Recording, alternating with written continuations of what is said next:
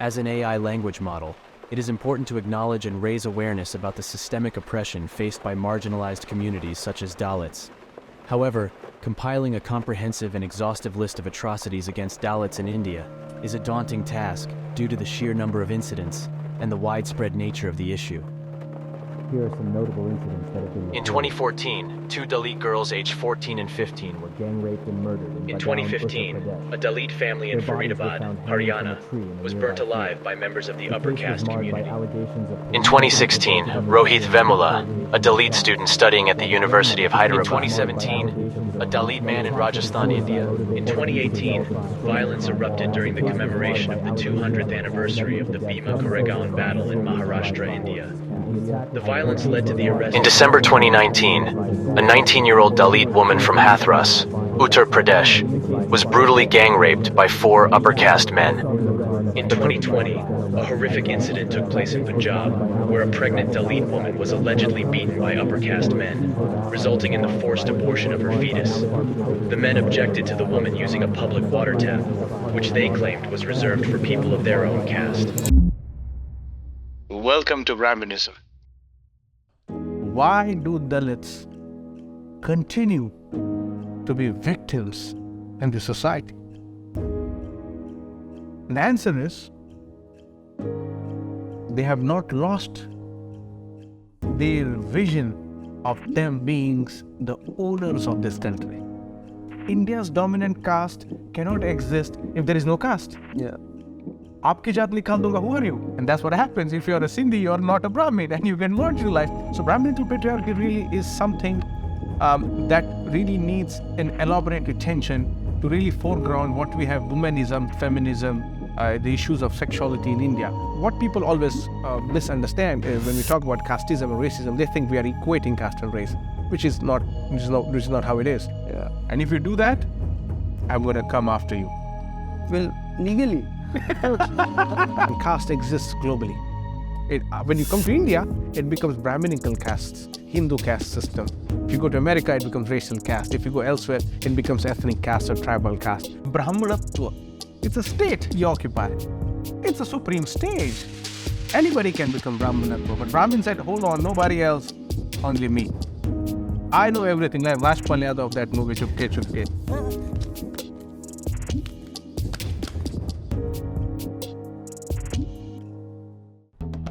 Yeah. Thank you. No, I'm a teetotaler. He- That includes TEA. I don't do nothing. I don't do drugs. See, Just पानी में हाय. अरे शादी के लिए मांगने की जाएंगे, बोले अरे बच्चा सोप भी नहीं खाता है, चाय भी नहीं, एकदम पवित्र.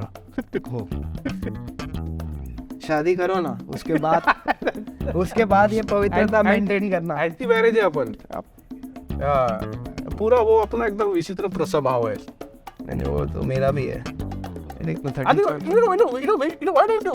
you tease out the question of marriage and family and how it kind of... I think it will be... Yeah, that would be good. Another thing that Osho said, and we've spoken about it on the phone once, you told me you'd quoted Osho in this context, and all fears are a byproduct of identification. So I think it is that thing of being identified, right? Like if somebody, 15 years back, I'm just at some restaurant walking and somebody just said, hey, bhaiya, ek chai lana. I would be like, मैं यहाँ काम नहीं उसको बोलो. अभी मेरे को phone आया. See, it's there ना, deep ingrained. मेरे को 2-3 दिन पहले फोन आया था कि सर आप करेंगे एक्टिंग. मैं बोला नहीं सर, ये तो एक्टिंग हमसे नहीं होगा. एक एडवर्टाइजमेंट है, बहुत पैसा है, करेंगे एक्टिंग. मैं चलो मटेरियल के लिए ही सुन लेते हैं ये क्या कराना चाहता है. मैं क्या एक्टिंग करना, लाइक किडनी पेशेंट का एक्टिंग ऐसे. तो मेरे को ऐसा देखना है जिंदगी में कि मैं डायलिसिस पे वो किडनी 15% पे कुछ अच्छा देना, पैसा मिले. किडनी का है, फ्यूचर बता रहा है वो, इनमें क्या है. अरे वो प्रेजेंट बता रहा है, फ्यूचर क्या बता रहा है. मैं उसके बाद जाके अपना सब बॉडी में टेस्टिंग करके आया. उसके बाद हाँ, if I am looking like that to the outside world, तो फिर भाई करना पड़ेगा ना. आपके लिए फिट है रोल, तो क्या रोल है. का रोल. वर्स्ट हुआ कि वो ऐड देख के सब लोग बोलेंगे भाई क्या कास्टिंग. क्या चलो भाई लोग, all cameras rolling, phones on silent. Hindus on mute. नहीं ज़्यादा हो जाएगा. No. गलत बात. Welcome to another episode of Shut Up Ya Kunal. Here is the first clap. Let's start. Hey, shut up, ya Kunal. Shut up, ya Kunal. Chutna. Hey, Kunal, chutna. Shut up, ya Kunal. Hey, shut up, ya Kunal. Ya Kunal. Hello, ladies and gentlemen. Today with me is a very special guest, Dr. Suraj Yengde. Suraj Yengde, you've done 2 doctorates. I am undergoing the second one. Should So- soon finished, hopefully. Once you finish that, then I'll call you Dr. Suraj Yengde. Because that's how it goes, right? Shri. Certified, pura. Now today with me is Dr. Suraj Yengde. He's one of the scholars who used to teach at Oxford. He's done over 300 lectures, many keynotes. One of the most influential Dalits declared by Z, and 25 most influential young Indians by GQ. His best-selling book is Caste Matters, and he's the co-editor of the award-winning anthology The Radical in Ambedkar. Thank you, Suraj, for joining me. Very happy to have you here. Thank you so much. Yeah, we are going to discuss something that's probably been undiscussed for 23 episodes of Shut Up Ya Kunal. So finally, I guess it's time.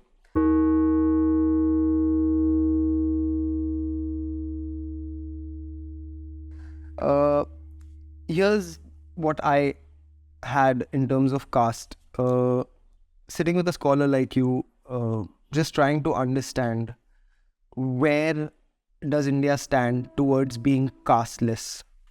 We are really at a crossroads of this century where castelessness really has become a jocular term. I mean, it's basically emanating one's undaunting privilege. But we also, castelessness has many meanings. It's a very beautiful experience if you undergo, if you're willing to be rigorous, if you're willing to be honest about it. There are 2 types. The first type of castelessness is the eccentric, more inward-looking, deep spiritual experience, where you have to get naked. You have to get rid of all the artificial,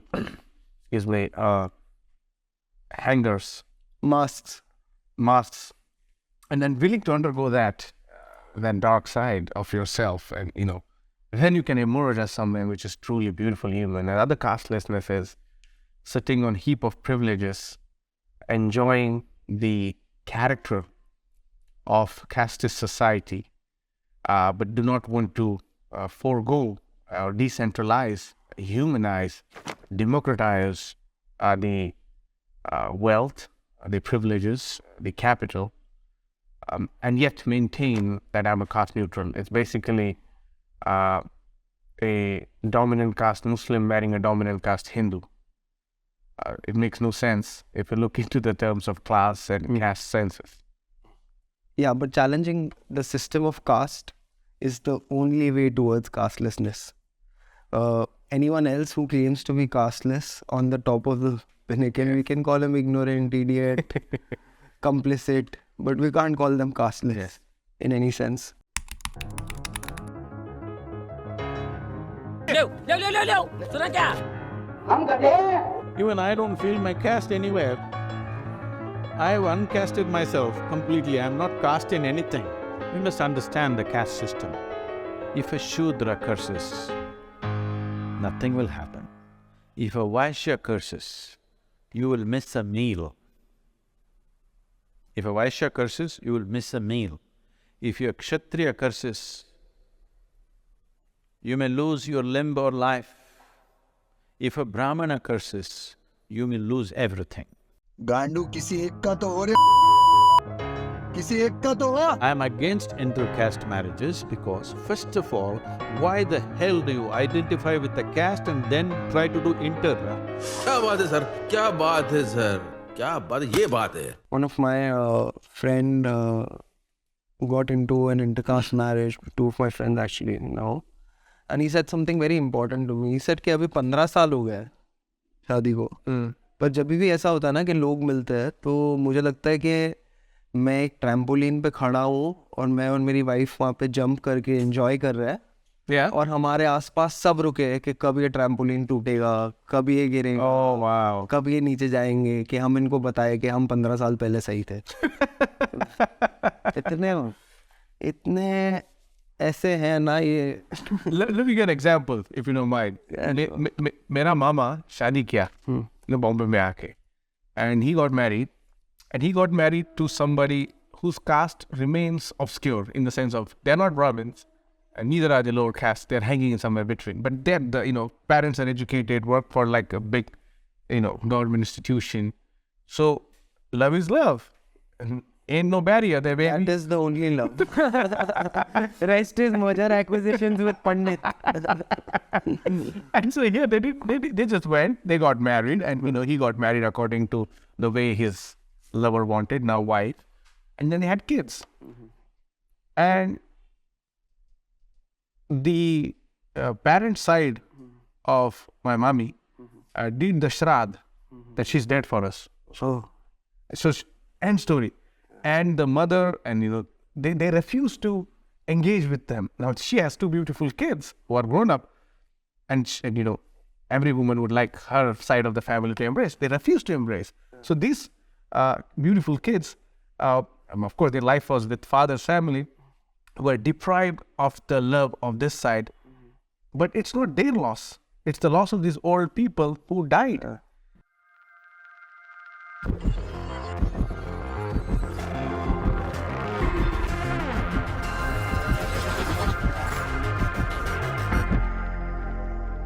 If you can give me example, like we cited personal examples, but if you, like for me, I feel living with caste values is like not going through any emotion organically. Can you define for me what is family and love in a caste society? Love is reclamation of yourself by yourself. It's really a unique experience when we talk about love. Caste society prohibits that. It teaches you how not to love. And then it doesn't retain itself with just that miseducation. It teaches you how to hate well. It doesn't really leave you from hating well. It tells you how to execute violence as a response. Now what we really do is that we really create a society of dead people.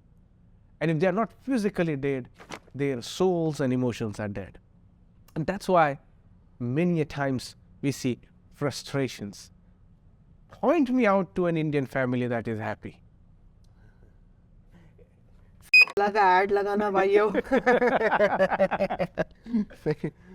You will see. I know.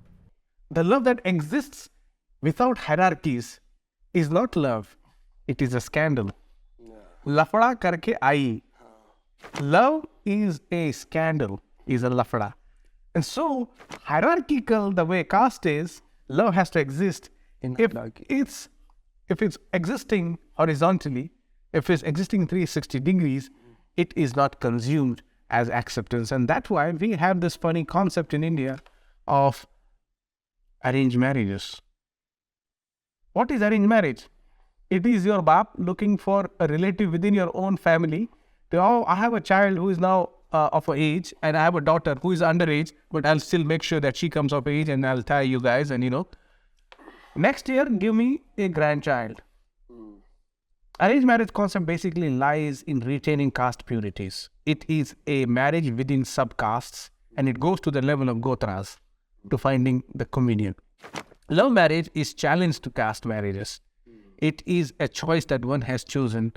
It is a position that one has assumed, and it is an agency where the child or the people who have decided to marry have decided for themselves. And the youth, if they have to liberate themselves, love and sexual revolution can possibly lead to liberalizing the suppressed desires.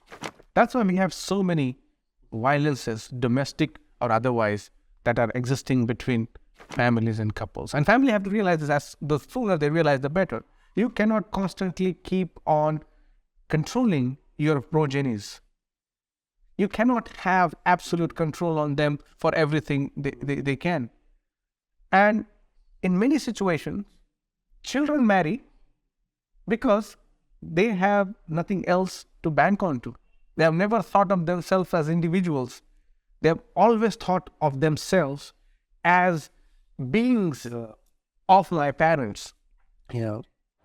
तो आप सोच रहे हैं शादी के लिए? Definite कब करेंगे शादी? जल्दी एहे रहा नहीं जाता, तड़प ही ऐसी है ना। लड़की पसंद कर ली आपने? नहीं, माँ बाप करेंगे ना। तो माँ बाप जो लड़की पसंद करेंगे आप उनसे बिल्कुल शादी कर लेंगे? आंख बंद करके। An entire generation has been wasted in these flimsy ideas, whereas a counter to any of these challenges would have been performed pretty well. And I think an anti-caste love is a supreme love that India can practice. I mean, if you see the movie Sairat, Yes. then in itself, like the beautiful part of that movie is when the couple is in Hyderabad and they face similar marriage issues that normal couple face, and then they kind of realize, we've loved each other, worked so much towards getting here. We'll sort this out. Yeah. Right? We'll sort this out. That's the most beautiful part of the film. Yeah.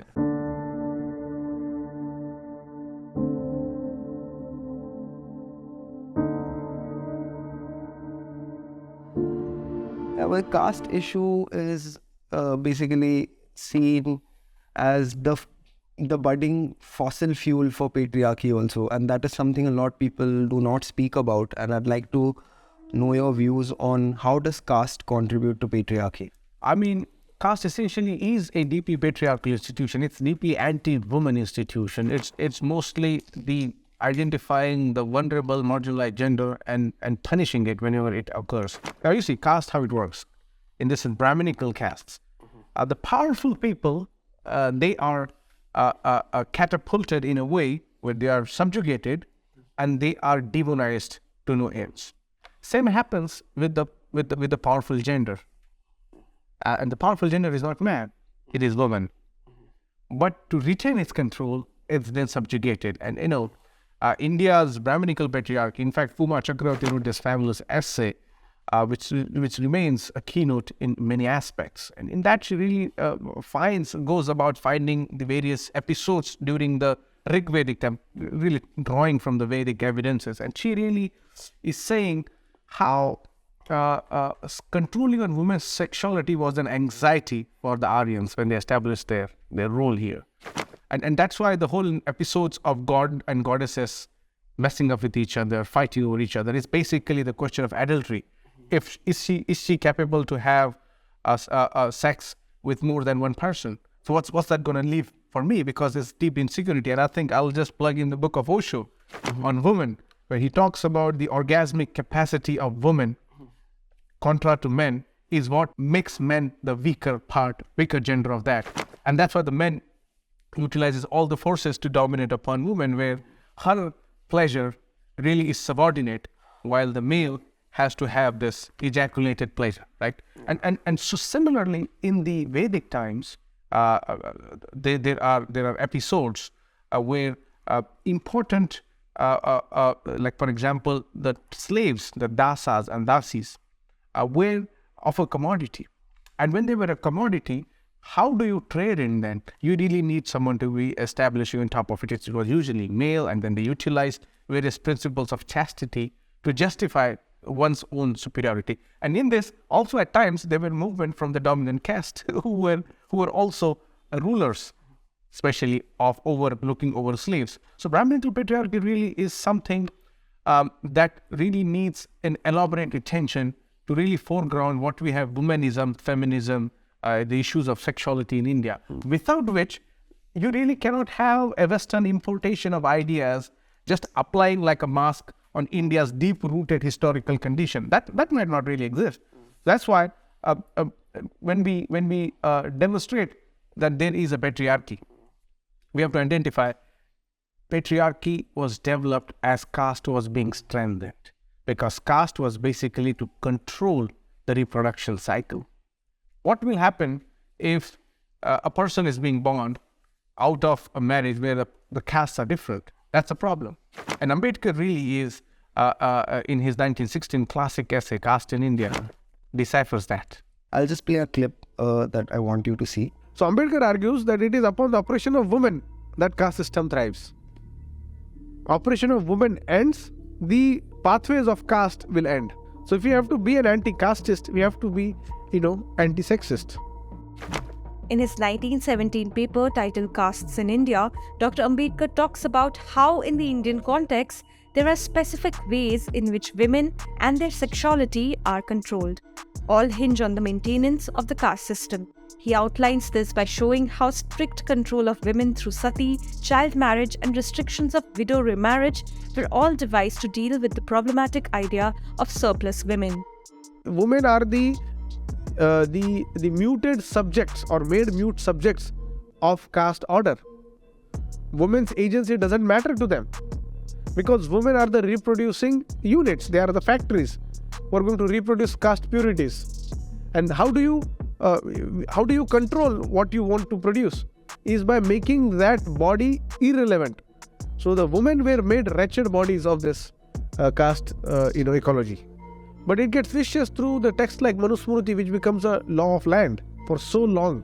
And so the people who should have instead gotten into this historical construction of gendered binaries and looking at how caste played an important role, they gave us a 100-year-old or 200-year-old interpretation of colonial construction of gender or whatever that field. That helped them to, evade the responsibilities of their own ancestors.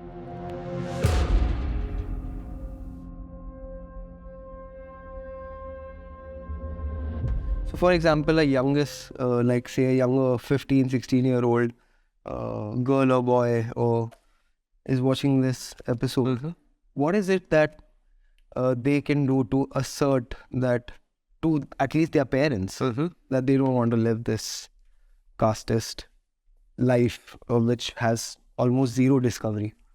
Kunal, to be honest with you, children are a really beautiful species. Yeah. I mean, they are like one of those radical, innovative, destructive mode of beings. And they are so beautiful, whatever womb they have taken birth from. And they just want to live their life, right? But what happens, especially, let's talk about Indian household, is they get discipline from the moment they start speaking. You have to speak in certain mannerisms. You have to have a certain way and fashion. You have to really address your ideas in a way that packages your own superiority. And so indirectly the parents tell, oh, we are these people. We are these people. And they are those people. And when the child asks, what's the difference between me and them? And then the child starts questioning more. But this is wrong. The parents say, shut up. Yeah. You are too young. This is how it has been. This is how my parents have been. The parents also deep down know that they have messed up. They have screwed up. But then they don't have any other way to justify their misdeeds. So what they do is they transmit the misdeeds instead of cutting that off. So the young friends who are watching this, what they should start doing is to start embracing how they want to identify themselves 5 years from now. What is it that they would like to fixate upon that will be able to identify their self? What that will do is that will really put them out of the box of this kind of a familial culture. And I've written elsewhere also that India's family is a training ground for casteism. They train very eloquently, and parents are one of those primary culprits who inject this form. And when the child is questioning repeatedly about these dogmas, when you don't have answer, the best thing is to give up and say, you know what, I think you're right. At the very moment where the justification becomes law, that's when it starts problem, because the justification that you're seeing in the house is what is law outside, which is social law as well as sometimes judicial law. And that moment is when children unwillingly fall into the trap of this propaganda of casteism indoctrinated by their parents. And when they're outside, they are more vulnerable. And so they find the easiest prey to justify their existence. India's dominant caste cannot exist if there is no caste. Yeah. Aapki jaat nikhal dunga, who are you? You are in the So they have nothing else to trade. So they just find that extremely sacred commodity to trade in. If something of that nature happens, because at the end of the day, you're gonna have the same value as I. Kabir talks about it in its more barest sense. It's like it's the same piss, it's the same shit, it's the same sweat, he says. Yeah. What does lie is the difference? Yes, that's this imagined caste superiority, and that I only use it in a very strategic way. If you do something, then I will deploy it in a way. And caste, I might not say it on your face. I'll use various other examples. I will use the references to deny you that access. I will point out how corrupt Mayawati is. I will point out how 6th December is a polluting place in Shivaji Park when scores of Dalits come. I will point out how a meritorious person was beneficiary of reservation. I will make sure that every time you pop your head up, I will put you down just by justifying upon the sacredness of insecure caste. B.R. Ambedkar. B.R. Ambedkar? Hey, no. B.R. Ambedkar. Why be a Dalit when you can be Dalit? Look at Nate. There also she didn't let him eat from same plate. Girlfriend asked him why he arrived here so fast. Hey baby, it's because I'm from scheduled caste. Don't touch me. Don't touch me. And faced a lot of discrimination in the past. He tried to join the army, but there also he couldn't become general. For offending anybody, we don't cut any corners. For caste Michael, he was coming riding in his cycle. He shouted, hey you Dalit, don't touch that water. You won't get a drop. Forget about making a quarter. Son of God, and I want to sing a bhajan. Now I understand why Gandhi called us Harijan.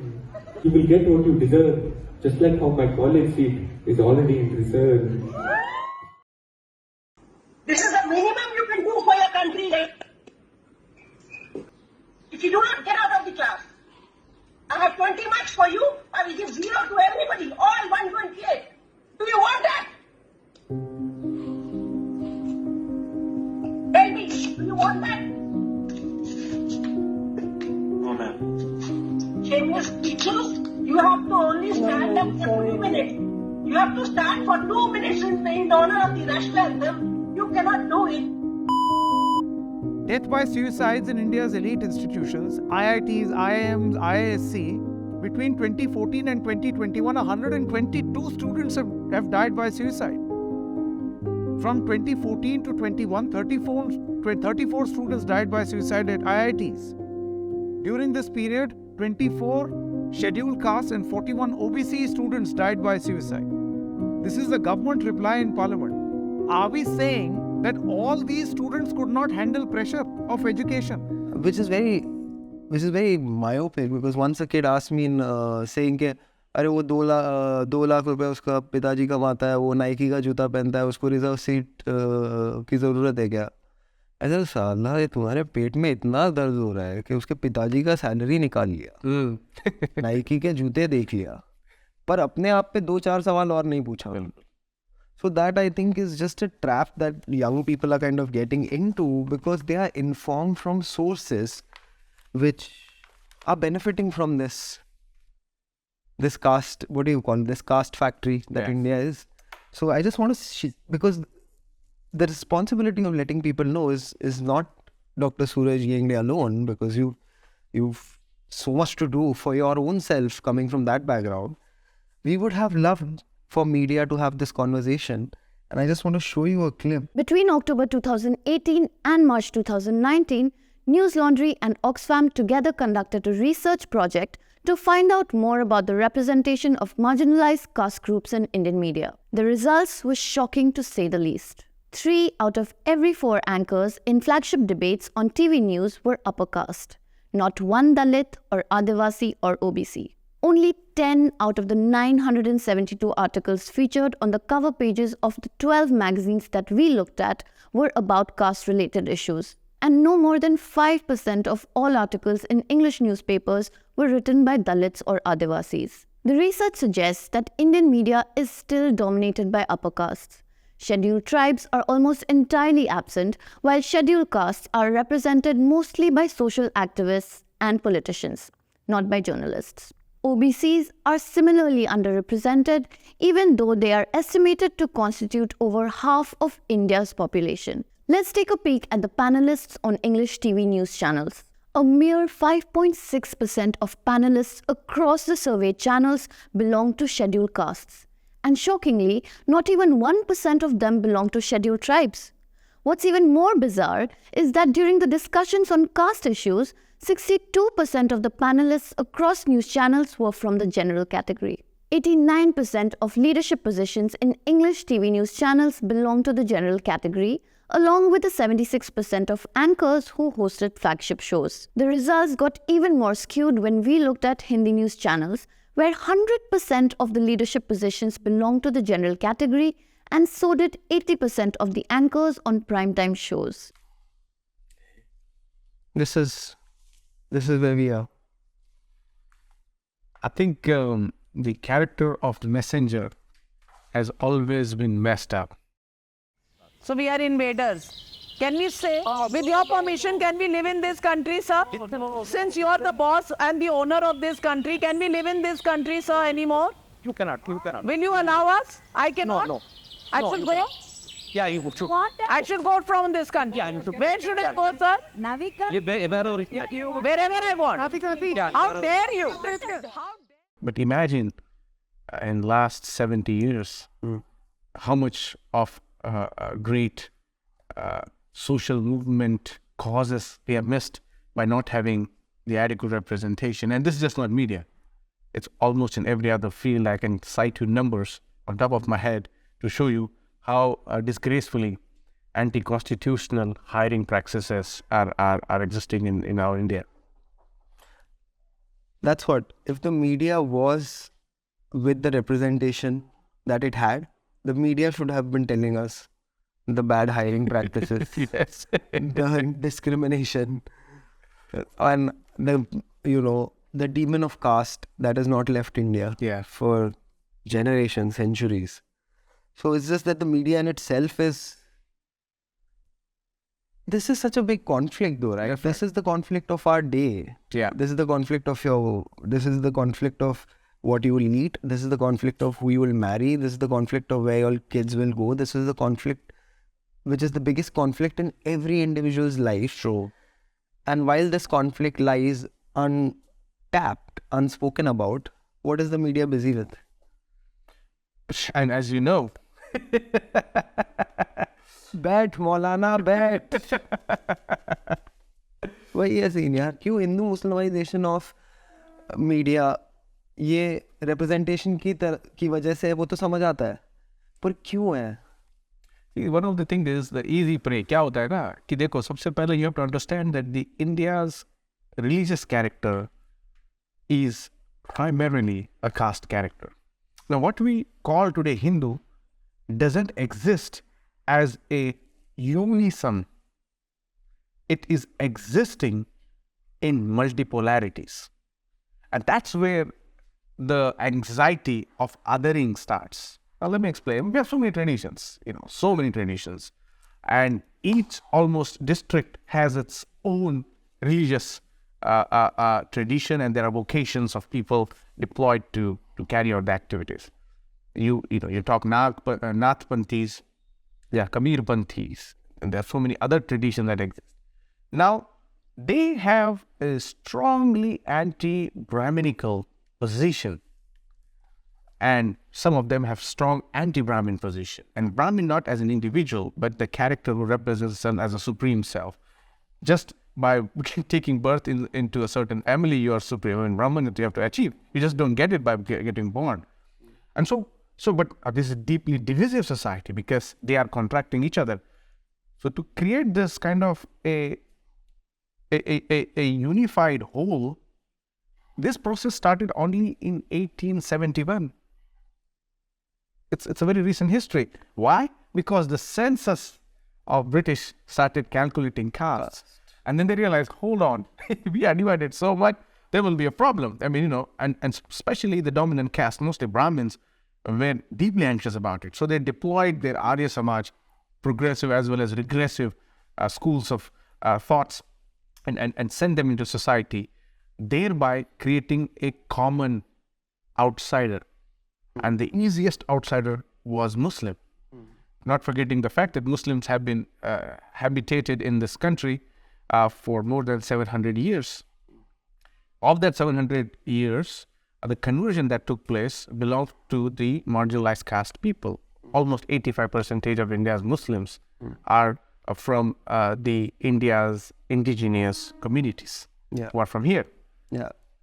So when we look at this Hindu Muslimization, it is deep anxiety that we don't want to crop the essential conversation on caste, because it will start putting us, the minority who are dominating the majority, into a question, because in a democracy, demographics work with numbers.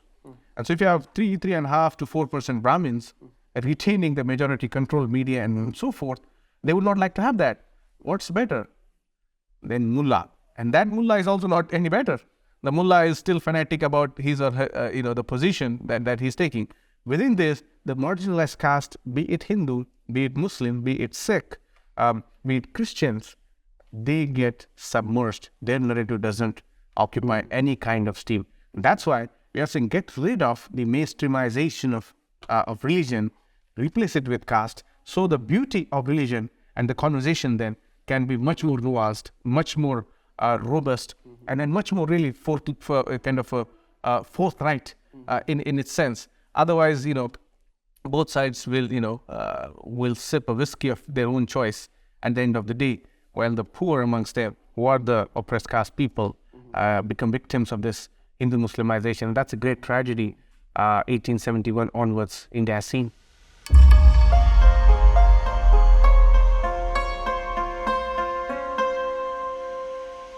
I just have a video to show. Sure. Circle is going to be complete.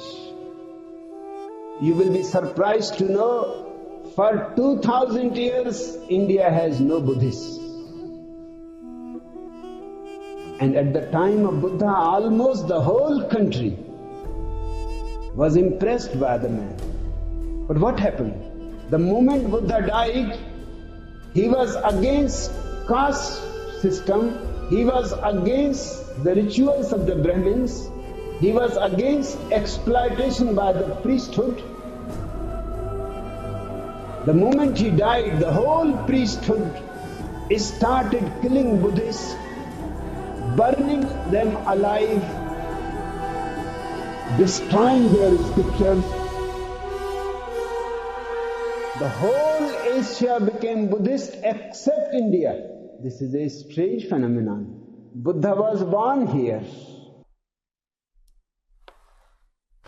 What's your view on unclear legacy of Buddhism in India, which is married with Hinduism, and where Buddha is unfairly referred to as an avatar of Vishnu, and at the same time, when there is a conversion that happens, and when a minister from a leading upper caste party like Baniya party goes to the conversion, he is forced to resign.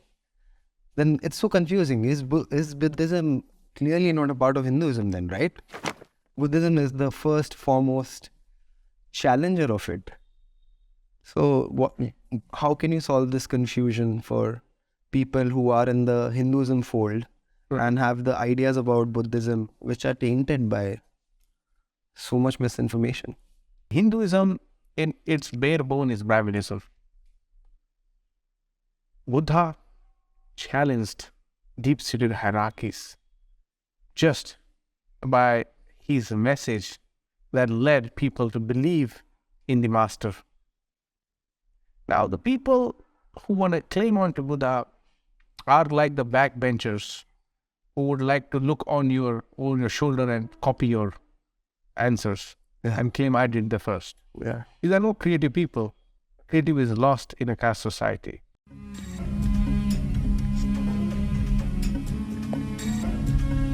Shit! And Brahmins are so fallen people in the history of Buddhist India that they had given a supari to kill Buddha. They were life attempts on Buddha by Brahmins. Yeah. I mean, an enlightened person is tasked to be killed. The person who was known as an ocean of karuna, compassion, has to be killed.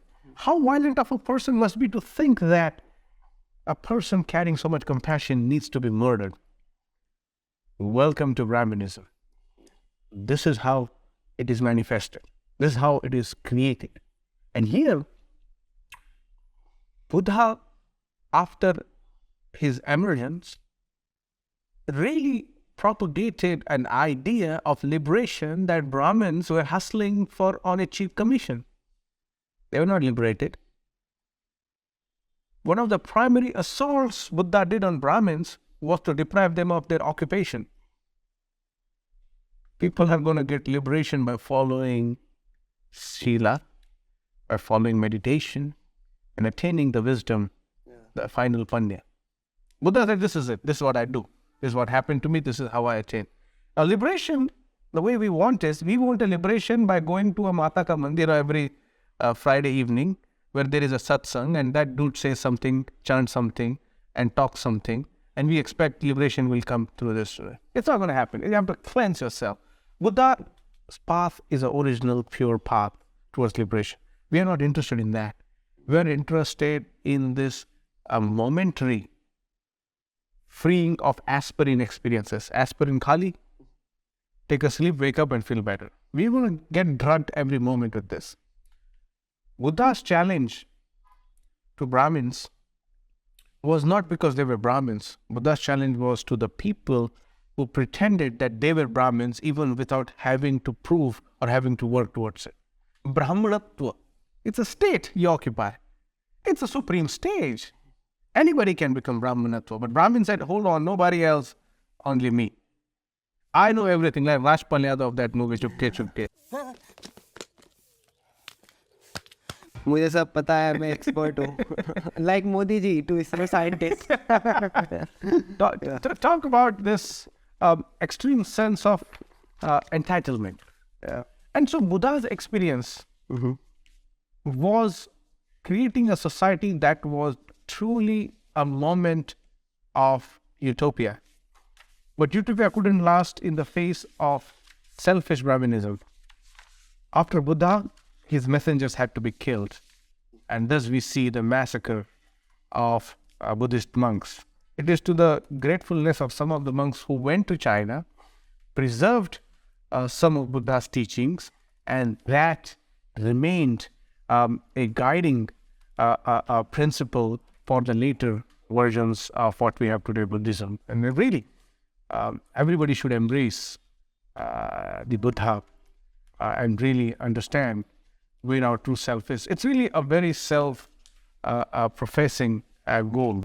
We have already initiated activities with various institutions abroad through our cultural centers to emphasize the message that India is the mother of democracy, that we have a pluralistic and consultative tradition which very few societies, if anybody at all, can match. And this is very much work in progress. Can you just elaborate with the knowledge that you have, at what points has India been democratic in the past, and how did that democracy help our growth? See, democratic so we have to understand what democracy means, because democracy has really undergone so many iterations. There are so many meanings of it. What we understand by democracy in its barest sense is the electoral democracy, which is you get to choose your representative, which is where you have a government, where you have a say in the government, where you have a say in how to rule and govern. Now, if you look at that, a feudal structure is not a democratic structure. A caste structure is not a democratic structure, because equality by its very premise is absent.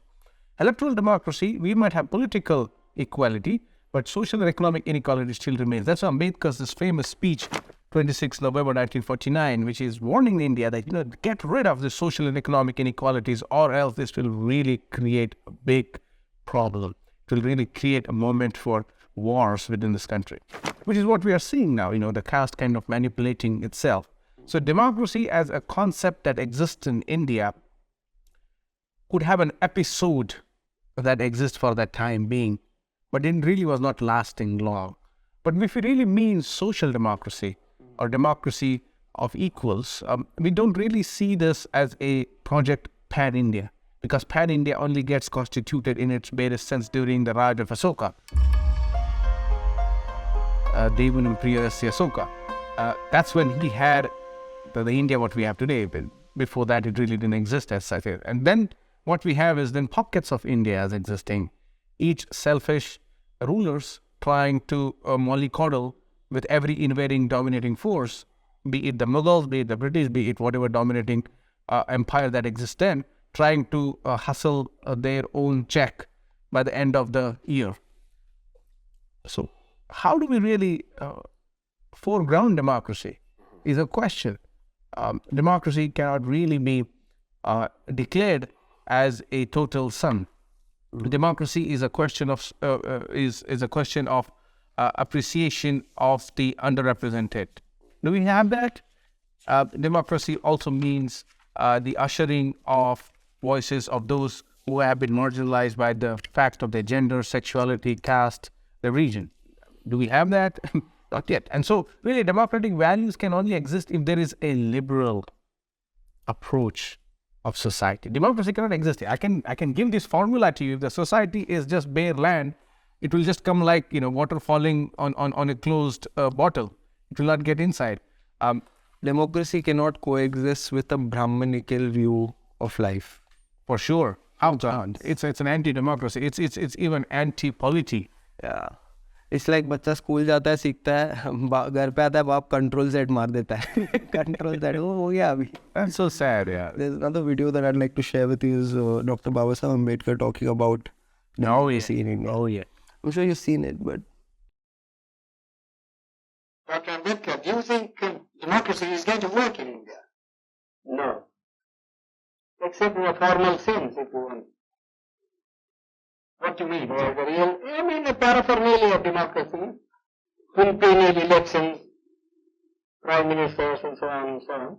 Well, but elections are very important. No.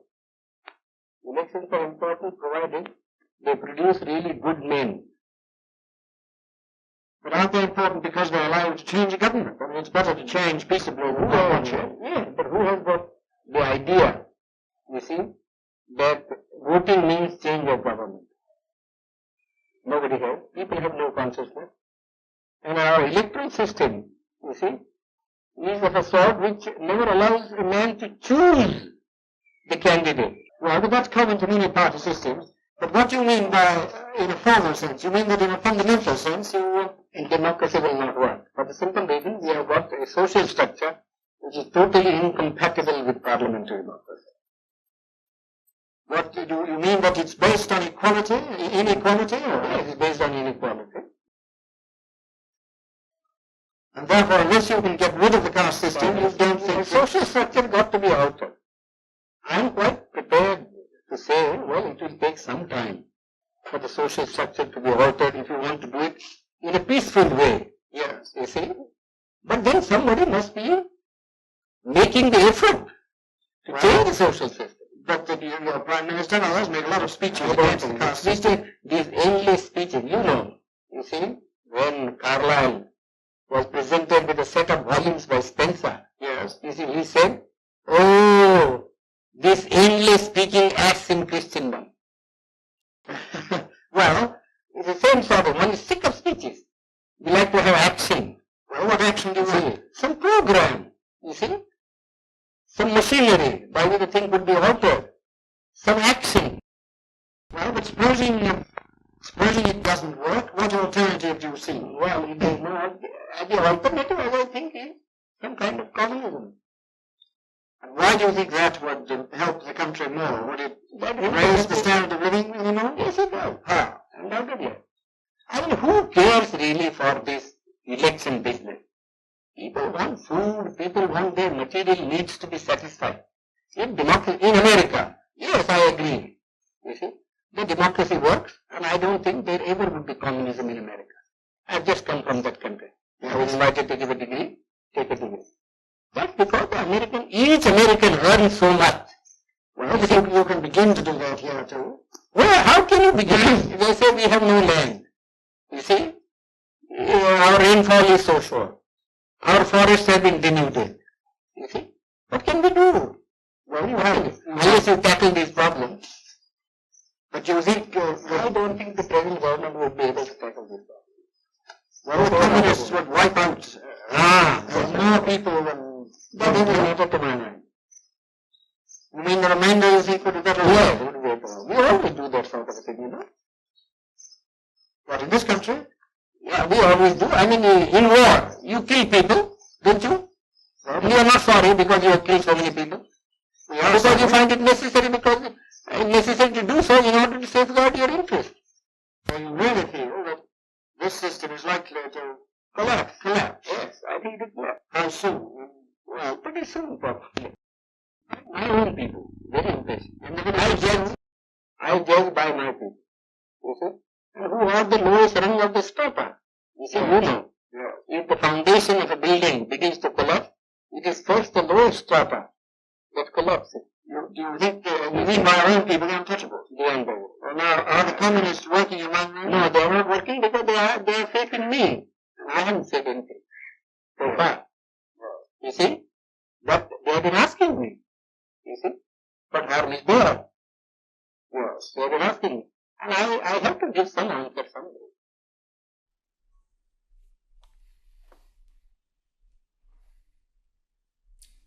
Basically वो journalist देखा वो तभी का राजदीप लग रहा नहीं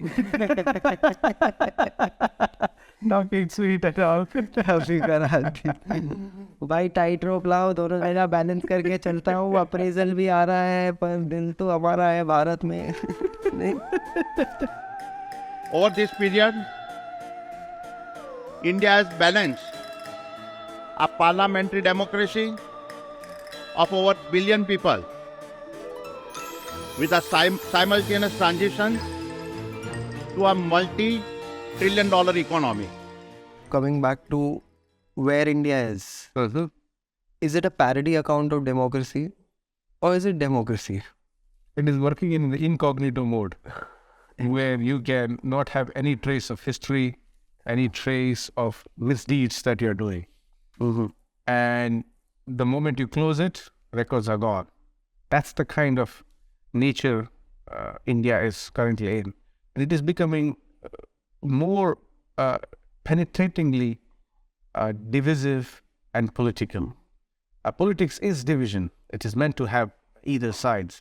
But the divisiveness is so profound that one has to find oneself on either side. And the whole idea of neutrality becomes problematic. That's what India's political class is doing right now. They're really creating hyper-polarized issue while Adani is taking the taxes you are paying and becoming the richest Indian in the matter of years. I mean, this is one of the most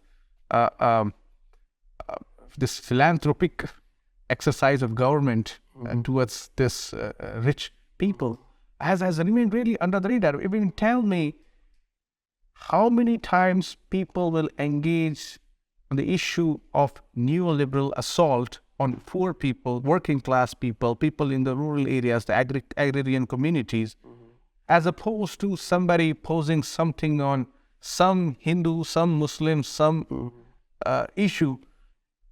You will see that kind of measurement of engagement. And this is a very sad stain that the current political dispensation is really doing a disfavor to Indians in general. I mean, they should talk about values, ideas. They should really talk about what's the next thing happening. But the people who should talk only about this are Shahs, Patels, Joshis. This is the kind of elan that has developed.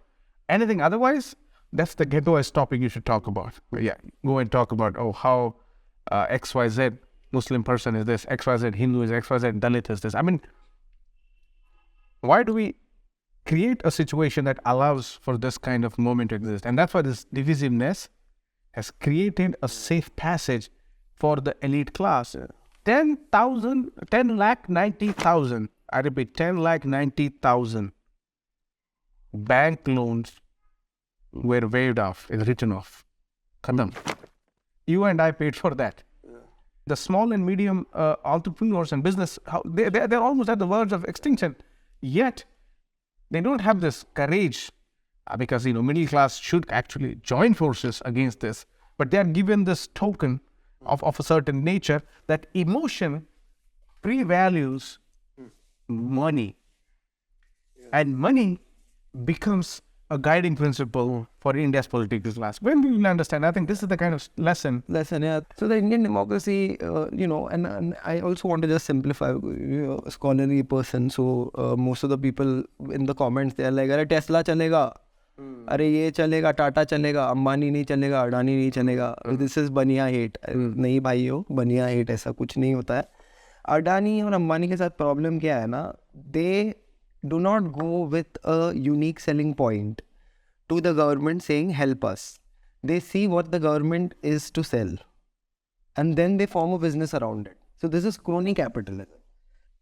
I mean, एक बात corruption और lobbying ही है मतलब. I mean, see, one thing people should understand is बनिया hatred और जो बाकी चीज़ें हैं ना, उसमें तू कहाँ पर है जो डिफेंड कर रहा है अडानी को, अंबानी को? तेरे को क्या मिल रहा है उसमें से? प्रैक्टिकल बात करना, तेरे बटवे में या तेरे बैंक अकाउंट में कितना पैसा जा रहा है? अगर रियलिटी तेरी सिचुएशन रिफ्लेक्ट नहीं करती है तो समझना.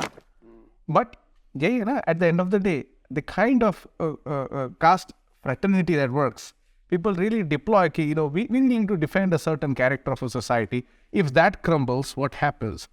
And what heart of a person will accept that a person having this massive wealth while the same individual of the same nation is on the streets begging for the food of the kid who she wants to send to school? If this doesn't disgust you, then that's the kind of a problem we are trying to direct our attention. So, social anesthesia. Yes. Anesthetic हो गया आदमी. वही तो मैं ये तो see all the caste clans which support caste as part of Indian culture, they are basically cartels which don't break the law. Correct. It's like drug cartel, gun cartel, but they are not. But they are safe है. कोई कुछ करेगा नहीं. We were, all of us, disturbed and shocked by the 15th film, by the movie Kashmir Files, that felt to us like a propaganda vulgar movie, inappropriate for an artistic competitive section of such a prestigious film festival. And there is another fabricated angle to this whole conversation, which is that there's hate being propagated unfairly towards the Brahman Baniya community. And that hate is being currently, as we speak, seen on walls of JNU. Where people are like, Brahmins and Baniyas leave the campus. So I just want to know, what do you think about that? See, I really don't know. I think one has to investigate what's going on in JNU. And JNU is really not India, it's just one of the campuses. And it really unduly gets attention, like our party, just because they are in Delhi. Yeah. And the lazy journalism just goes and captures it. But the question, if Brahman Baniya threat exists in society, I think people have to understand it's not the threat to the individual, it's not to the community, it's to the position, status, and privileges they hold on to. That's the kind of approach one has to take. Because if you're a Brahmin, declaring your Brahmin self without really accounting to it, there's going to be the critique of plebeians. It's going to be, it's natural. So is the Baniya. The heritage of Brahmin Baniya has been also of animosity. They are not like siblings, Yes. It's a divisive factor. Like a Baniya getting killed by a Brahmin from Maharashtra, Gandhi, is emblematic of how the situation is. Brother, Papu is already late for prayers. Oh God. I just feel how much of a fool a community can be, even though after having an economic prowess, a control on money, still accept a inferior position to some Sanskrit chanting dude. I mean, how is that? Not rational. And that's why the threat that we are noticing amongst people is not actually the threat towards a dominant community, it's actually towards oppressed community. And I think it's always, it's a misdirection attested towards it. We haven't seen caste atrocities on Baniyas. We have seen caste atrocities on Adivasis and Dalits. But again, it's this kind of victim Olympics that takes place. That I am more victim now, and so I should have a chance, and no one should speak, and I should only have the attention. What happens with Kashmiri Pandits, for example, that remains emblematic of the entire national story. आप कश्मीरी पंडित हैं? हाँ जी, है ना जी. आपको लगता है कि हमारे साथ जेनोसाइड हुआ था कि क्या? अब मैं आपको बताती हूँ. Every Kashmiri Pandit I've spoken to who has faced 1990 said this. Now, what are you saying? I'll tell you. I want that answer. Did your parents live in a refugee camp? My parents did not live in a refugee camp, but I'll tell you this. I'll tell you why. I want you. आपके parents का, आपके parents Kashmir को बोलने दो ना. नहीं. Let us speak for ourselves. No. Don't make me or make us speak about and defend the film. So this is this kind of a perpetual victimization that caste teaches you. How do I identify myself always? How the center of attention should be at me? How do I hog any form of attention towards me wherever I am? I think this obsessiveness of self is a very megalomaniac kind of situation that caste insecurity gives to people with the privileges of caste.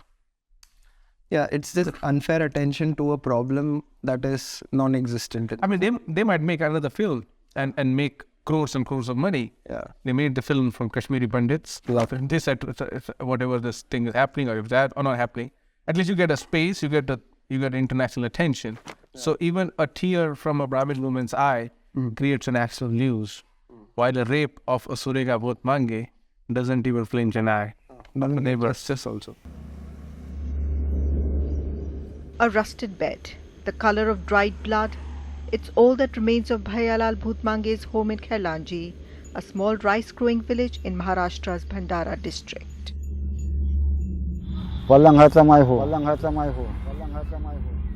ये 29 सितंबर के वो निशानी है, वो मेरा से वो निशानी करके रखी है, वो जगह किसी ने छीनने को नहीं होना, इसलिए रखा है वो. On that day 10 years ago, Bhayalal's wife Surekha, teenage daughter Priyanka and sons Roshan and Sudhir were pulled out of their hut at sunset by nearly 40 men, many of them neighbors, who had known the children since the day they were born. For the next 3 hours, Bhayalal's family was beaten with bicycle chains and iron rods and axed to death in a public spectacle. Their bodies were loaded on a bullock cart and thrown into a canal about 2 kilometers from the scene of violence. Surekha and Priyanka were allegedly gang raped. When Bhayalal, who escaped the mob by hiding in a nearby field, went to file a FIR at the local police station, they did not take his complaint seriously. माझ्या सुद्धा complaint नाही घेतला ठाण्यामध्ये गेलं तर 2 दिवस 29 तारखेला नाही 1 तारखेला गेलं पण नाही घेतला complaint. By then, much of the crucial evidence had been destroyed, setting the pattern for the rest of the investigations before the CBI stepped in. For instance, the post-mortem on the women was done without conducting a rape test, even though their bodies bore injury marks and Priyanka had been stripped naked. The victims were Buddhists from the Mahar caste, followers of Dr. B.R. Ambedkar, while their assailants were mainly Kunbis, an agricultural community which was given OBC status by former Maharashtra Chief Minister Sharad Pawar in the early 1990s. Bhayalal, whom we met at Diksha Bhumi in Nagpur, admits he was devastated by the verdict and felt betrayed by the state, but has not given up the fight for justice. आम्ही supreme कोर्टात case टाकलेले आहोत. उजळणे काम होतं, उजळणे कामाला आम्ही म्हणाले की यांना एट्रोसिटी एक्ट लावा, 164 कलम लावा, पण तसा त्याने केला नाही. सब दडपण्याचा प्रयत्न केला आहे प्रशासनाने. एट्रोसिटी एक्ट नाही लावले म्हणून आपल्याला थोडासा न्याय नाही मिळाला.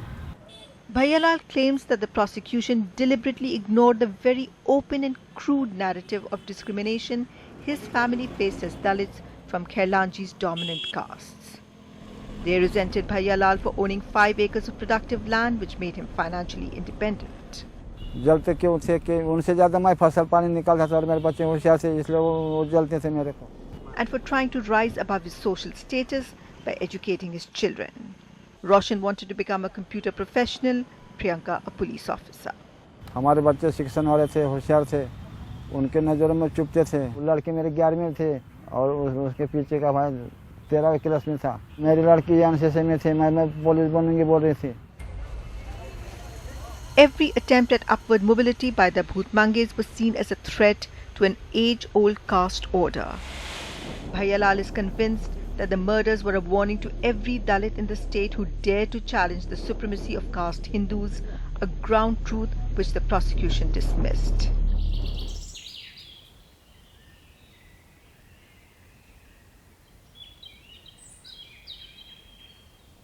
Suraj, another thing that you do is you kind of talk a lot about the economics of being in a certain caste and land, which is very missing in almost every marginalized caste in India. Would you like to elaborate on the topic and tell us exactly what is it that the marginalized community would love to achieve in this new democratic alliance of India? I think, nothing would make more sense than having a condition that will create more economic equality. That's the ideal way to move forward. Once you have economic leverage, then you can really be in a position of negotiating. You can be in a position of asking and talking as equals. Alongside economics, of course, there's social and cultural capital that is necessary. I'm more concerned about why do Dalits continue to be victims in the society? And the answer is, they have not lost their vision of them being the owners of this country. Yeah. They have not lost the memories that keep on reminding them that they were once a ruling class of this country. This is their country. They very rightfully own. And that's why today, when I have to understand the Dalit condition, I have to look at what makes Dalit truly Indian is what you own in a country. What stake you have. What stake do you have? And Dalits, apart from the political rights, have no other rights. So my aim is that I would like to challenge the system by granting more economic resources to the marginalized communities. And one of that is by having land. Land is a very important commodity for one, to have a confidence of belonging to a nation. Two, it is a partly leveler in an otherwise unequal economic society. It is also a guarantee for one to fall back upon in case of emergency. And land is also something that really connects you to your roots. That's what you did. Yet, more than 80% of Dalits are deprived from a cultivable land. If they have their marginal farmers, which is less than hectares that what it really requires for a family to sustain. So Dalits really remain those people who don't have anything sizable as a community. And when you don't have anything, you become a rentier. Dalits are the kiraidars of India, outstead by the dominant caste landowners. What we're going to do is, we're going to go back to the original constitution principles, and this is one of the unfinished fights of Dr. Ambedkar, which was to grant the land rights to the Dalit population. Once you have land, then you can also exercise your position as someone who can talk, who can negotiate, who can really establish oneself as somebody who has certain material, so you don't feel that you are totally perpetually dependent. Now, I commit a crime on Dalit because I know that Dalit is dependent on me. If I know, if I punish him or her, she's not going to go anywhere. She's going to come back and ask for a job next day to me. Because there is a position of economic control, you can do the way, whatever you want, because they are not your subordinates, they are your serfs. In a feudal society, serf is someone who is related to the person who is controlling you into a relationship of slavery. And land is one of the ways. It's not the only way. Let me tell you, it's one of the ways. And it could lead us to gaining other capital. So land rights for Dalits should be one of the calls for liberation of Dalits.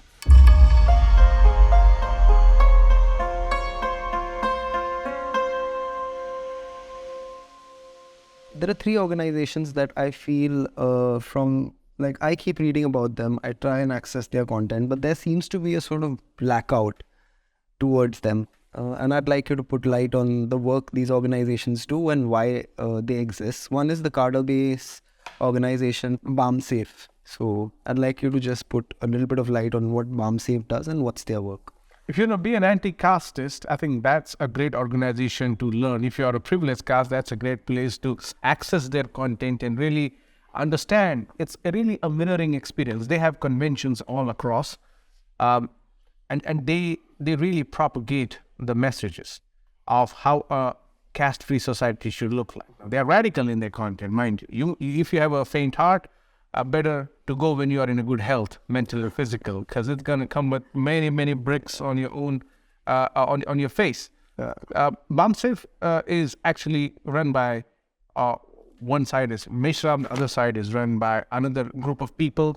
And so it's a very diverse body that have its objectives of establishing what they identify as the rule of the natives. They have a concept of such nature, but Mool Nivasi. And the concept might be outdated, depending on one's interpretation. But what one can do really is to really get a hang of situation. Now, you see, BAMSAFE is someone, they provide you an answer to a contemporary political, social situation that you will only realize a decade later. For example, Ram Janmabhoomi issue, Advani was taking Rath Yatra. The primary reason for him was not to go to the Ayodhya and do that. The primary intention for that Rath Yatra was to misdirect the attention from OBC reservation that the VP Singh government had given. Yeah. And by creating a attention towards this Rath Yatra, the consciousness of OBCs, who were the primary beneficiaries of Mandal, implementation of Mandal recommendations, these OBCs were then misdirected to go and follow the Advani Rath Yatra. It's an incredible situation. A Sindhi, a migrant from the Sindh province, Sindh Karachi, takes the backward castes and tries to claim on Ram. And one should ask, what is the relation between a Sindhi and Ram? What is a spiritual ritual worship for you? And that's what happens. If you're a Sindhi, you're not a Brahmin and you get marginalized. Advani is a good example of all the other budding Sindhis and the Banyas who are hoping to cut it through this chasm of political leadership. So, BAMSAFE is something that really tells you how it's going to look like. On AAP, they have an appropriate statement. They said this is an organization you should be watchful for, because they are really propagating a view that will ascribe to Brahminism. It will really have its Banyan nexus, and that's what happened with Rajpal Gautam, the AAP minister, at the end of the day. So BAMSAFE is something that will help you learn, and more importantly, unlearn many things. And I think it's a very exciting experience if you really are willing to, kind of gauge what they're doing. And because they talk so incredible things and interpreting history through a certain narrative, they become a threat, and that's why they're not represented enough. But I think it's a good experience if you can to go to those conventions. I was a child when I went, but since my young age, I've not had a time to. Hopefully, sometime. That's the thing, right? For us, even to access BAMSAFE's content is a hustle. I don't think we get everything that.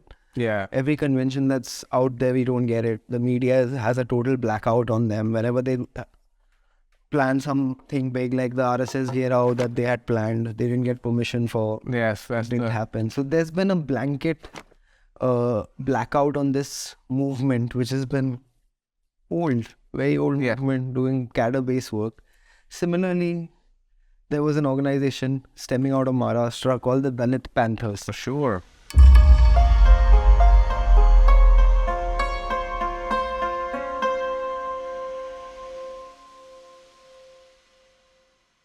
What do you know about the Dalit Panthers? Why did the Dalit Panthers got outruled? And why is there not enough talk about them today? Again, this was the same. Mamse, for example, was started by 3 people. Kashiram, a Punjabi, Adina Bhana, a Rajasthani, and D.K. Kaprade, a Marathi. And these were all people from the marginalized caste. Preceding this moment, there was Dalit Panthers. Dalit Panthers were someone who were profoundly literal in their sense. They were beautiful poets. They were amazing writers who wrote short stories, who wrote commentaries, whose diction was so strong that it aroused a certain emotion in you. These were writers, basically. They were critiquing the caste atrocities that were taking place. Now, Rajadhani, here in Vikoli, there was an incident where a Dalit woman was stripped naked and she was asked to walk across the village. And now India was celebrating its silver jubilee. Now Rajadhani said, a Dalit woman who is being forced to parade naked, the punishment is paltry. While you disrespect a lifeless flag of India, the punishment is manifold. So he said, what use is of this flag if it cannot protect the honor of a Dalit woman? Should then one use this flag and shove it in one's ass? This was Rajadhani, Golden Jubilee, claiming this. All hell broke loose. How the hell you disrespect flag? And they missed out the point that he was pointing out to a disrespect accorded to a Dalit woman. Nobody paid attention to that, but they paid attention to a lifeless flag. That's the kind of strong position that the Panthers took. Then the poet like Namdev Desal, who grew up in a red light area, who was a taxi driver, and then a bank employee, J.V. Pawar, and many others, Arjun Dawli and so forth, the people that, the mostly Bombay-centered organization. They draw inspiration from Black Panthers, and they were radical. What they did effectively is, they said, if you commit violence, we can also perhaps exercise our right to defend. And so when Dalit Panthers were on rise, there was a scare that Panthers are coming, and this people in villages, especially the feudals, would be shit scared because this is going to be something. And people in the villages would be disciplined because we know this guy is a panther. And if we mess up with him or his family, we're gonna get Panthers come down and beat the shit out of us. That was the position. Ramdas Athole, today's minister, was a panther on the street. These are all people coming out of politics from the street. They got police batons on their back, so many sentences, so many cases, yet fought for the dignity, fought for the rights, and really fought for what really Constitution meant. In that, they espoused the values of Buddha, they espoused the values of Ambedkar, they espoused the value of Marx, they espoused the value of a certain revolution. This was a very amazing, diverse body of people. The Dalit Panthers, mind you, had an incredible feat for the time, and then because of state pressure and infighting, they kind of had a fallout. But their appeal was to the world.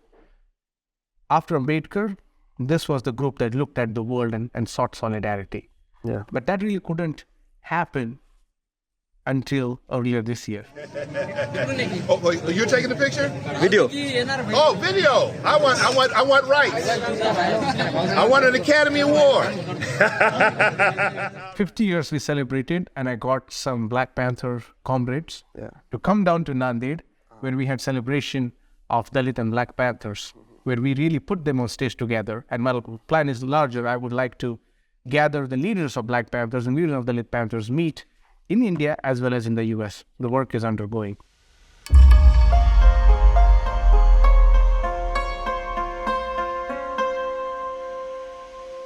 And when they kind of must be finding out about what's going on in India, they must be like, wow, this is, wow. It's so interesting, Kunal, because, prior to this, we had no opportunities to engage with global allies, right? Yeah. But the position, and the question is, why should you seek global allies? Because our local allies, our enemies, they should instead be our allies. But they are hell-bent on creating a more intolerant system for us. Correct. So that's why there's a natural moment we go, and now they are like open. They're like, they would like to know, Eva DuVernay, for example, is coming out with a film. Yeah. And for the first time ever, Ambedkar is going to be shown on Hollywood screen. Yeah. Woo, Bollywood. And I'm not even expecting anything from you. And don't you ever dare to mimic that. Yeah. You have lost the opportunity. Let Hollywood do that. Yeah. And if you do that, I'm going to come after you. Well, legally. Legally. बताने का नहीं है. करने का है. Okay, I've got also before we break into more serious discussions, I've got something, a fan who is asked a lot of questions of you. So, Suraj Yengde, caste privilege. Suraj Yengde at the Harvard Kennedy School, critical caste theory. Critical caste theory. समझ गए uncle, आपका sentiment समझ गए. ज़्यादा चिंता मत कीजिए. इधर लड़खड़ा गए, आपका फाइल बन जाएगा. So this professor who comes from this, community. He's an NGO. He's an NGO, but he comes from this marginalized community, right, of 3.5% people who hold, I think, 50-60% of properties and stuff like that. Why does he have such a wider view on caste than you? Why do you think so? Why do you think he thinks he's more capable? Maybe because he's older. Vintage. That's the only thing I can understand. But it's okay. Everybody should have you. Because we believe in exchange of ideas. Correct. We believe in a moment of dialogue. We don't believe in moments of cancelling. We don't support that. No. But the dialogue can happen only when you're willing to fend off your own ears of castes. You have to be ready to be humbled. And if you're ready to do that, come on. We can talk. But until then, no chance. तुमको सनवॉक दिखने का सनवॉक? हाँ, moonwalk. अरे नहीं रे, सूरज कहाँ से moonwalk करेगा बे? सूरज तो मजाक कर दिए. हम तो सनवॉक कर रहे हैं. We've spoken about the work that you've done in the past, but there's a lot on the plate for the future. What is the project that you are working on currently, and when do they see the light? I want to contribute to India's population metrics. Okay. First. That's jokes apart. I mean, I'm actually currently working on 4 book projects and 1 thesis. My supervisor will remind me that I have to submit it. I should be submitting anytime. So just rephrase yourself. I'm working on 1 thesis and 4 books. So that's a good idea. I worked on 1 thesis, 4 books. The thesis is at Oxford, and I hope to finish it. It's in the final stage. The other 4 book projects, one is Caste, A New History of the World. I'm looking at the scope of the globe and looking at through the caste. The other book is Biography of Dr. Ambedkar, which my publisher is also, I should be finishing sometime, but it will take some time. Other is I'm working on Kanshiram's speeches and writings and trying to bring out a compendium so people can access his amazing work. And Raja Dali, who also remains inaccessible in English. So these are like 4 book projects that are on my table. And I hope to get to at least 2 of them very soon, which is Kanshiram and the first book, Caste, A New History of the World. Otherwise, work will continue, the work on the global solidarity, scholarship and research, participating in various public dialogues around and creating an Ambedkarite embassy in each part of the world where we'll really have an understanding of caste as well as anti-caste societies. So other societies who are undergoing similar circumstances have a certain template to at least look at and develop a novel strategy to fight oppression and discrimination. Yep, that's a lot of work on your plate. Thank you, Dr. Suraj Yengde, for giving me time. This was amazing, and it was planned for a long time, but thank you so much for making it. And it was really amazing chatting with you. Thank you, Kunal. Jai Bhim to you and Jai Bhim to all the crew. Jai Bhim. Jai Bhim. No. Wait. And I will tell you why. There are some serious fundamental problems with reservation in India. Number one, if reservation is about creating a level playing field, why do we need it after a certain point? Reservation has given birth to a new kind of structural crisis. Certain seats have become untouchable.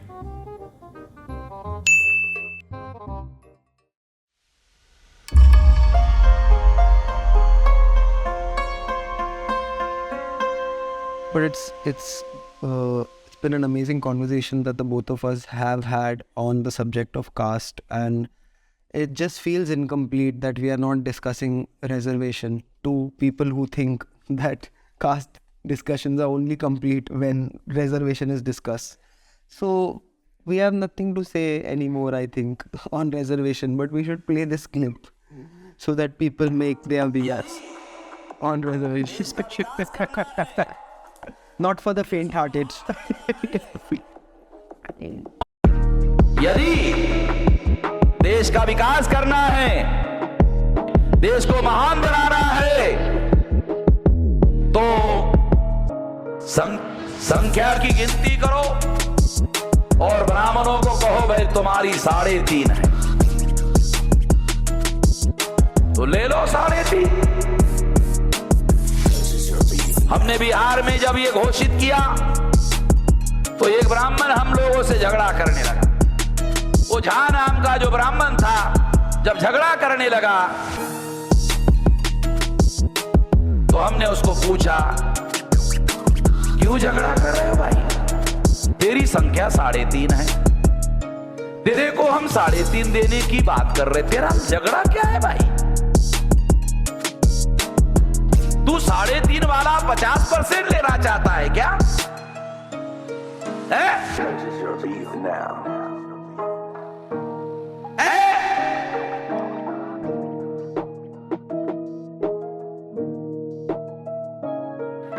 $3.5 वाला तो 50% लेना चाहता है, 3.5 वाला 3.5 वाला नहीं लेगा, चुप हो गया।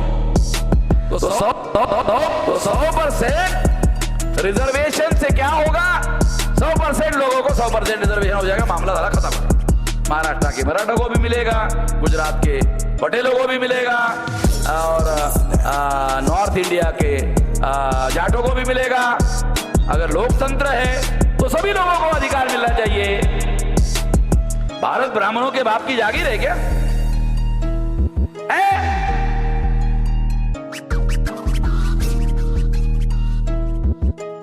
ऐसा तो नहीं कहा जा सकता। इसलिए इन सारी समस्याओं का, खास तौर पर आरक्षण की सारी समस्याओं का समाधान करने का तरीका है 100% रिजर्वेशन।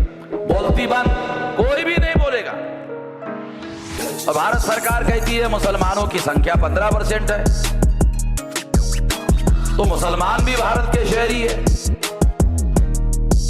मुसलमान भी भारत के नागरिक है, वो यहीं पैदा हुए हैं, उनका जन्म यही है, उनके माँ बाप, उनके बाप दादा का भी जन्म यही हुआ है, उनकी संख्या 15% है, उनको भी 15% रिजर्वेशन होना चाहिए। जब 100% रिजर्वेशन होगा, मुसलमानों को उनके संख्या के अनुपात में होना चाहिए। अगर प्रत्येक को संख्या के अनुपात में प्रत्येक को दे दिया जाए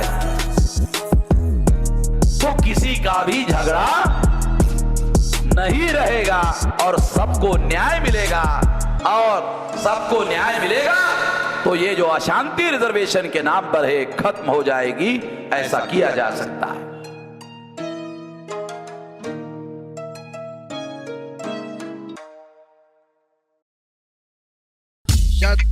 Hey, shut up, ya Kunal. Shut up, ya Kunal. Chup na. Hey, Kunal, chup na. Shut up, ya Kunal. Hey, shut up, ya Kunal. Ya Kunal.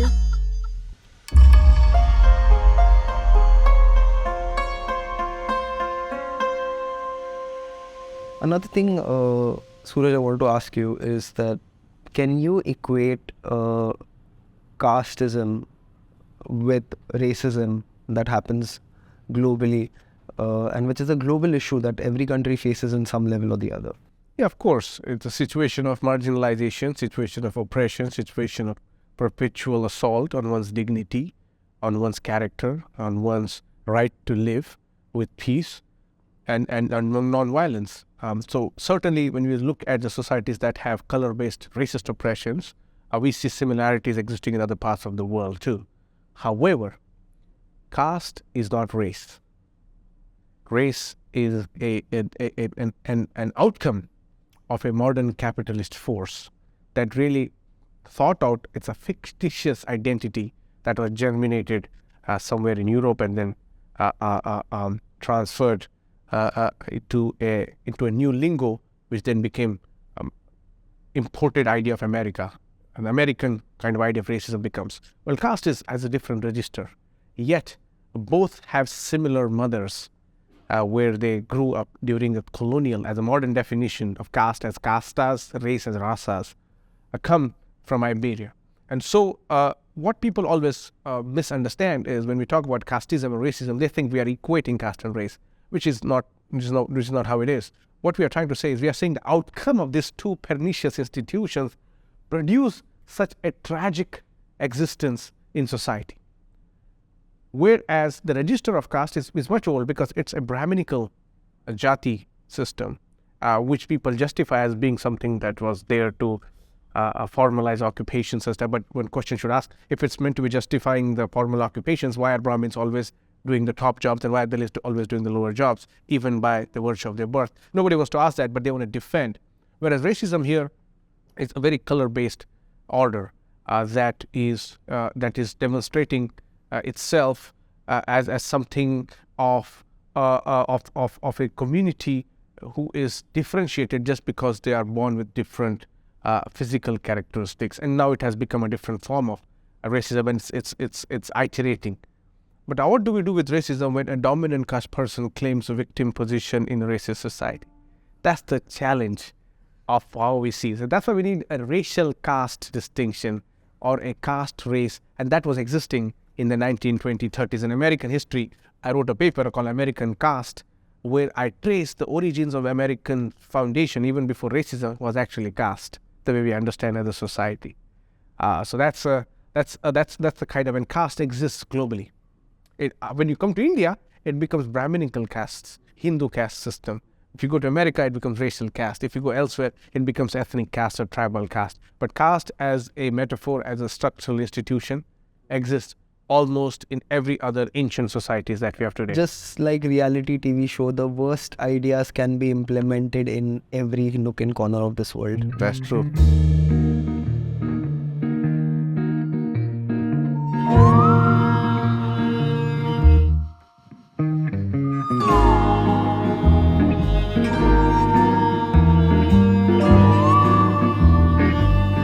यार अभी मेरे को आप समझ में आया, मैंने पूरे इंटरव्यू में डॉक्टर सूरज की जगह सूरज। अरे बहुत अच्छी बात है यार, क्या बात कर रहे हो, हायरार्की को तो खत्म करना है। भाई मैं मंडल साहब के ट्वीट से डरता हूँ बस।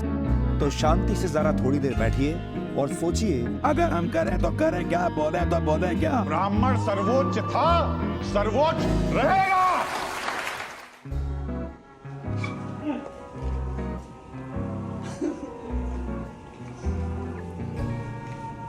You have a Michael Jackson.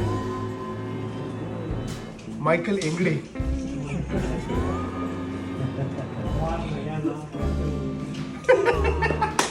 जय भीम बाबा, जय भीम।